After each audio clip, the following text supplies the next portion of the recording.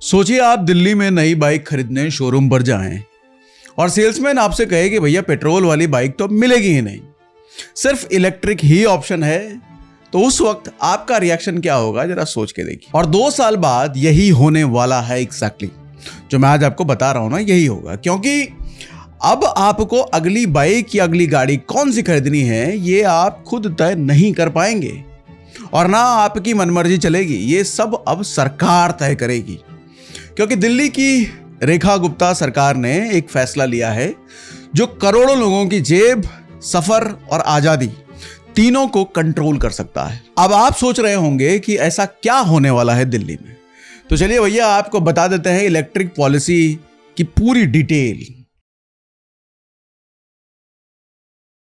तो सबसे पहले एक सवाल आपसे पूछता हूं कि दिल्ली की हवा का सबसे बड़ा दुश्मन कौन है? आप सोचेंगे बड़ी बड़ी फैक्ट्रियां या पराली या कंस्ट्रक्शन, लेकिन ऐसा नहीं है। असली खलनायक है आपकी अपनी गाड़ी।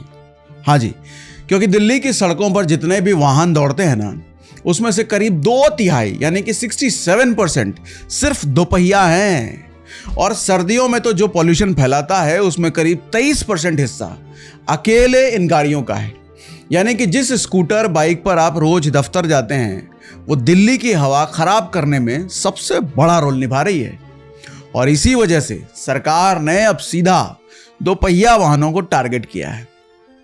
और अब जरा समझते हैं असली मुद्दे क्या है इससे रिलेटेड। देखो, दिल्ली कैबिनेट ने जिस नई इलेक्ट्रिक व्हीकल पॉलिसी 2026 को मंजूरी दी है ना, वो पॉलिसी 1 जुलाई से लागू हो रही है और 21 मार्च 2030 तक चलेगी। मतलब 4 साल तक इस पॉलिसी पर सरकारी नियम लागू रहेंगे।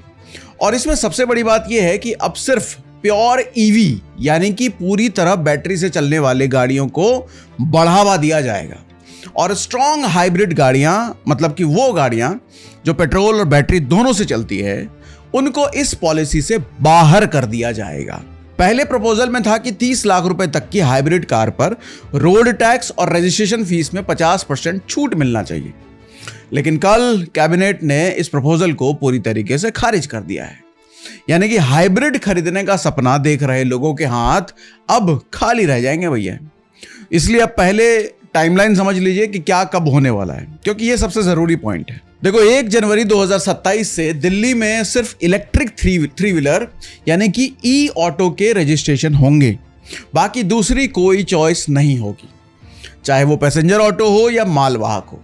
मतलब आज से 6 महीने बाद दिल्ली में आप नई सीएनजी ऑटो नहीं खरीद पाएंगे।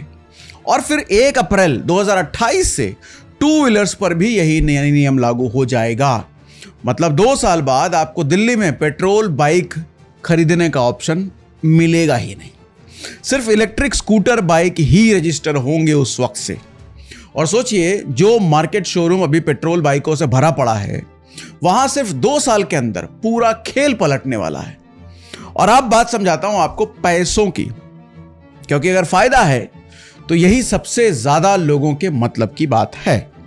तो सुनिएगा जरा ध्यान से। अगर आप 30 लाख रुपए तक की एक शोरूम कीमत वाली इलेक्ट्रिक कार खरीदते हैं तो आपको रोड टैक्स और रजिस्ट्रेशन फीस में पूरी 100% छूट मिलेगी, यानी कि 1 रुपया भी एक्स्ट्रा पे नहीं करना है। इसके अलावा अगर आप पुरानी BS4 या उससे पुरानी कार को स्क्रैप करके एक नई इलेक्ट्रिक कार खरीदते हैं तो 1 लाख रुपए तक का स्क्रैपिंग इंसेंटिव अलग से मिलेगा आपको।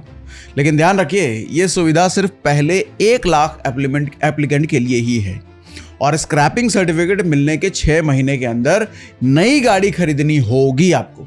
मतलब शर्त देखो तगड़ी है। और 2 व्हीलर खरीदने वालों के लिए भी सब्सिडी का पूरा गुणा गणित तय किया गया है। जैसे पहले साल खरीदने पर आपको 30,000 रुपए, दूसरे साल खरीदने पर 20,000 और तीसरे साल में 10,000 रुपए की सब्सिडी मिलेगी आपको। यानी कि जितनी जल्दी आप स्विच कर लेंगे उतना ज्यादा फायदा आपको होने वाला है। इसी तरीके से 3 व्हीलर व्हीकल जितने हैं उन पर पहले साल 50,000, दूसरे साल 40,000 और तीसरे साल 30,000 रुपए तक की छूट मिलेगी। और जो लोग छोटे मालवाहक यानी कि N1 कैटेगरी का इलेक्ट्रिक ट्रक खरीदते हैं उन्हें 1 लाख रुपए तक की सब्सिडी मिल सकती है। लेकिन एक शर्त भी समझ लीजिए जो बहुत जरूरी है। अगर आपने सब्सिडी लेकर गाड़ी खरीदी है तो उस गाड़ी को 3 साल तक दिल्ली के बाहर बेच नहीं सकते आप, मतलब किसी दूसरे राज्य में रजिस्ट्रेशन ट्रांसफर नहीं करवा सकते। सरकार ने इस तरह के लॉक इन पीरियड लगा दिए हैं इन पे, ताकि लोग सब्सिडी लेकर गाड़ी दूसरे राज्य ले जाकर के ना बेच दें। और अब बड़ा सवाल ये है कि सब्सिडी दे दी, छूट दे दी, लेकिन इंफ्रास्ट्रक्चर का क्या प्लान है? तो भैया देखो, दिल्ली की मुख्यमंत्री रेखा गुप्ता कह रही हैं कि अगले 4 साल में इस पॉलिसी पर करीब 15,000 करोड़ रुपए खर्च किए जाएंगे। इसमें करीब 7,000 करोड़ रुपए तो सीधे परचेज इंसेंटिव में खर्च होंगे और बाकी 8,000 करोड़ रुपए चार्जिंग इंफ्रास्ट्रक्चर और टैक्स छूट पर खर्च होंगे। पूरी दिल्ली में 30,000 से ज्यादा पब्लिक चार्जिंग पॉइंट बनाने का टारगेट रखा गया है। साथ ही घरों में अलग से ईवी चार्जिंग मीटर लगाने का भी प्लान है, ताकि लोग घर बैठे आसानी से अपनी गाड़ी चार्ज कर सकें। और सारी सब्सिडी एक नए ऑनलाइन पोर्टल के जरिए डायरेक्ट बेनिफिट ट्रांसफर यानी कि डीबीटी से सीधे लोगों के बैंक खातों में भेजी जाएगी। लेकिन भैया, हर पॉलिसी की एक दूसरी साइड भी होती है। यहां वो साइड है सीएनजी ऑटो चालक, जो आजकल बड़े टेंशन में है, क्योंकि दिल्ली में करीब 1 लाख सीएनजी ऑटो चलते हैं और इनमें से 90% ड्राइवर किराए पर ऑटो चलाते हैं, यानी गाड़ी उनकी अपनी नहीं है। और अब जनवरी 2027 से नए सीएनजी ऑटो का रजिस्ट्रेशन बंद हो जाएगा, तो इनकी रोजी रोटी पर सीधा असर पड़ेगा।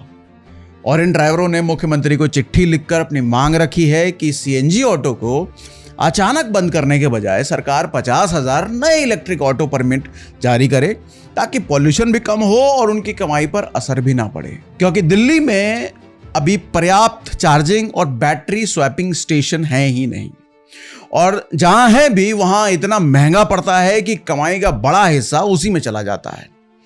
तो अब आप समझ गए होंगे कि भैया ये सिर्फ एक पॉलिसी नहीं, बल्कि दिल्ली के पूरे ट्रांसपोर्ट सिस्टम को बदलने वाला फैसला है। और ऐसे बड़े बदलाव हमारी जिंदगी को कैसे छूते हैं, इसे हम 4 पॉइंट में समझ सकते हैं। पहला, इसको ऐसे समझिए कि बदलाव चाहे कितना भी जरूरी क्यों ना हो, अगर उसे जल्दबाजी में लागू किया जाए तो वो उन लोगों को चोट पहुंचा सकता है जो उस बदलाव के लिए तैयार नहीं है। क्योंकि सीएनजी ऑटो रिक्शा ड्राइवर का कंसर्न इसी का एक छोटा सा एग्जाम्पल है, जो कह रहे हैं कि हमें भी साफ हवा चाहिए, लेकिन रोजी रोटी भी चाहिए। इसलिए कोई भी बड़ा डिसीजन लेते वक्त, चाहे वो आपकी प्राइवेट लाइफ में हो या सोशल लेवल पर, सिर्फ टारगेट देखना काफी नहीं होता है। रास्ते में आने वाले लोगों का भी ख्याल रखना जरूरी होता है। दूसरी बात है, जो लोग पहले स्टेप उठाते हैं उनको अक्सर सबसे ज्यादा बेनिफिट मिलता है। अब देख लीजिए, ईवी सब्सिडी में भी पहले साल खरीदने वालों को सबसे ज्यादा पैसा मिलेगा और हर साल ये घटता चला जाएगा। और यही रूल्स हमारी लाइफ में भी लागू होता है, क्योंकि अपॉर्चुनिटीज हमेशा एक जैसी नहीं रहती।